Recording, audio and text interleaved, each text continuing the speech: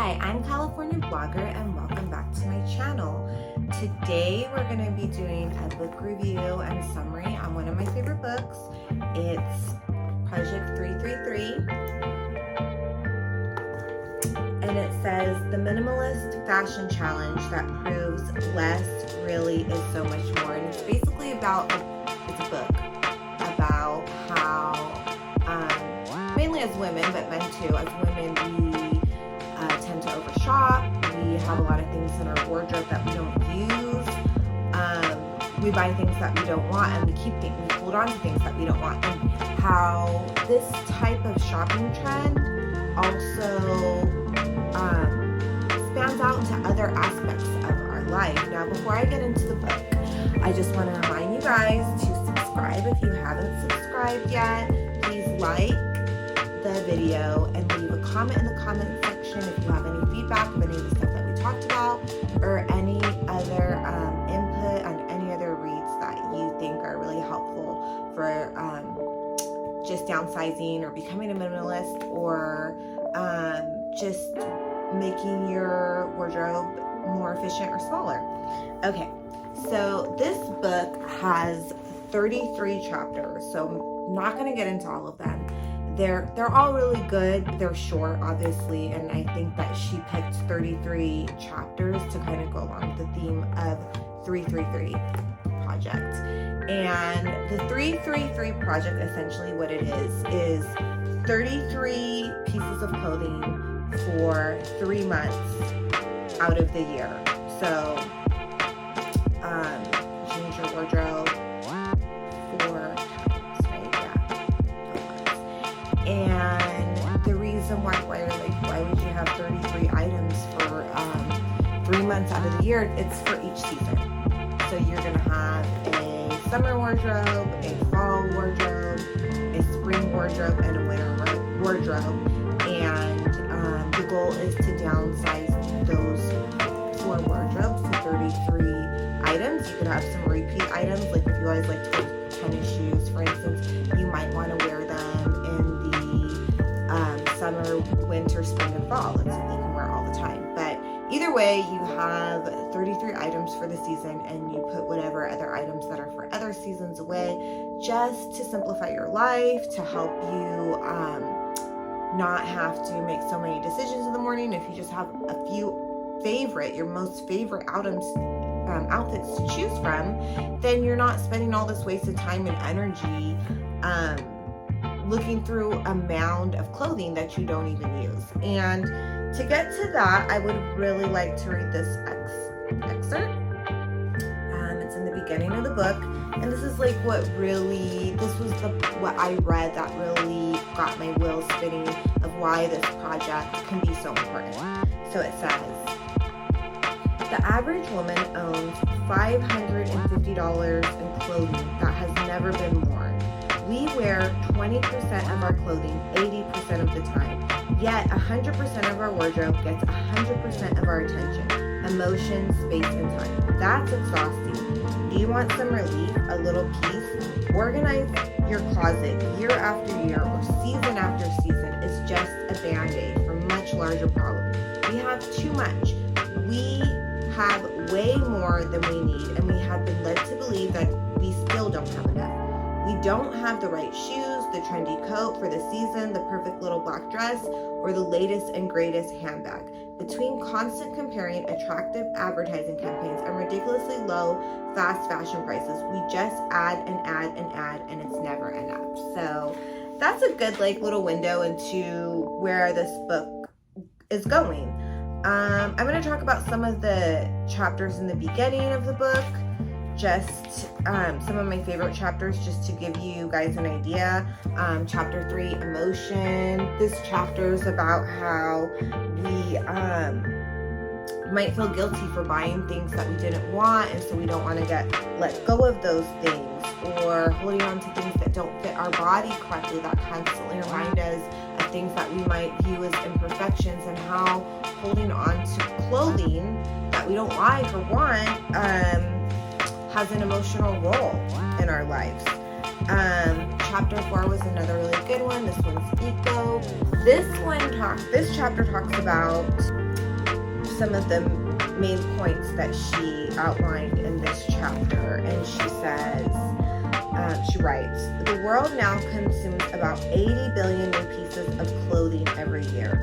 95% of discarded clothing can be recycled or upcycled. The amount of water used in apparel production each year is enough to fill 32 Olympic-sized swimming pools. Meanwhile, 1.1 billion people lack access to safe drinking water. So that's pretty extreme. A $25 t-shirt would only be $1.35 more expensive if the wages of the worker who made it were doubled. And if you guys don't know, there's a lot of the clothes that you buy that are fast fashion, they are produced overseas and sometimes in very bad working environments where people are just not making enough money to live, and their quality of life is really bad. So, and of course you don't want to think about that when you're shopping. You're getting a good deal and you're having fun. And I'm definitely not putting it out there for people to stop shopping, because I shop and that's one of the things that I enjoy. But if we are all more mindful, we could collectively make a difference, and that is for sure. By extending the life of your clothing by an additional 9 months, you can reduce your carbon, water, and waste footprint by 20 to 30% each year. Clothing made from conventional polyester can take up to 200 years to decompose in a landfill. That's extreme. Making a pair of jeans uses the same amount of water as flushing your toilet for 3 years. That's extreme. And then again, it goes back to the average American woman wears just 20% of her wardrobe. So when you take that into consideration and you think about how much waste we're creating as a population just from buying things that we don't enjoy, like, or necessarily want that much, or aren't going to want for very long, this is part of the problem that we're contributing to. So you might feel like when you're not buying all the current fashion trends that you're not being fashionable, but you can think about the other impacts that you're having, and hopefully, feel better about those choices. And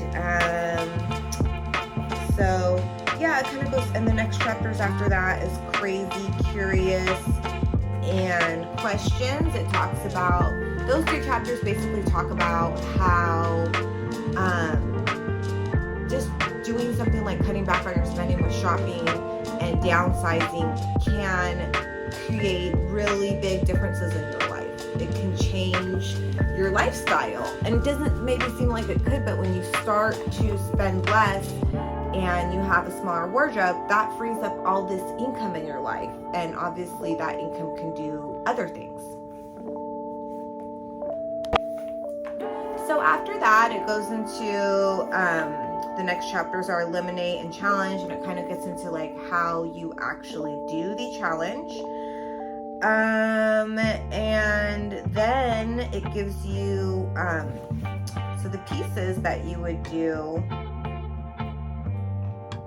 for the challenge.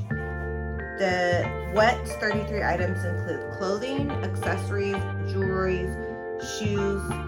1 pair counts as 1 item. And so basically it's not just 33 pieces of clothing, also you have accessories and shoes also counted towards your whole 33 pieces.